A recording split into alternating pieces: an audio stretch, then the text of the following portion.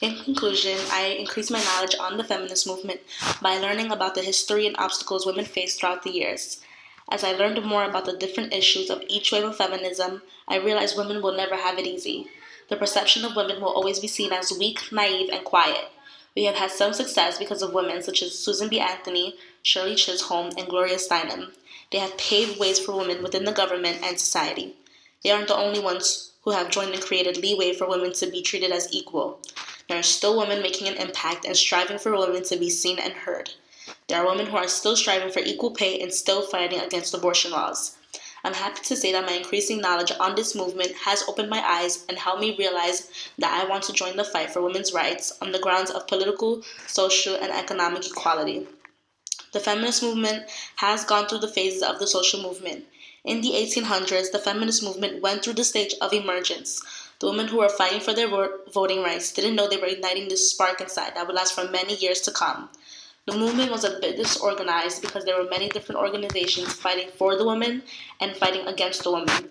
It's sad to say that some women were against women like Susan B. Anthony and Elizabeth Cady Stanton. They were so brainwashed that they actually believed they were meant to be housewives and live just to bear children. The movement was shaky, but eventually the women grew more united. They grew an understanding of what this movement was about and came together to create change. Throughout the 1960s and 1970s, women of all color united to fight against relatable issues. In the second wave of feminism, the movement widened and took their fury to the streets. There were many protests, such as the Miss America protest, New York Abortion Speak Out, and Women's Strike for Equality. The movement became more organized and strategic. Shirley Chisholm was the first African American woman to be elected into Congress. At this point, the stage of bureaucratization was imminent to the movement. The women began getting politically involved. Today, there are 20 women in the Senate and 84 in the House of Representatives. The number has increased, but there is still more change to come within the feminist movement. The third wave of feminism isn't as focused on certain issues like the first and second wave are. The issues are bigger rather than just about issues like voting rights or abortion laws. This picture is significant because it's the issue the feminists are most concerned about today.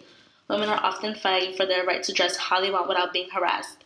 Many feminists of today focus on the issues of sexuality, rape culture, and the human body. Some women are still protesting for equal wage in the workplace today.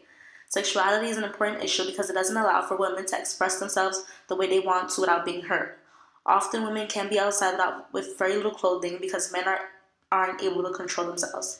The fight today for women is that women should be able to dress how they want without trying to be promiscuous or asking for it. Abortion is still a huge issue in society today because many clinics are being destroyed. Many religious people are against abortion and will take drastic measures to get rid of clinics. So, in conclusion, the feminist movement has evolved into a congregation of women universally fighting for a just cause, whether it's politically, economically, and socially.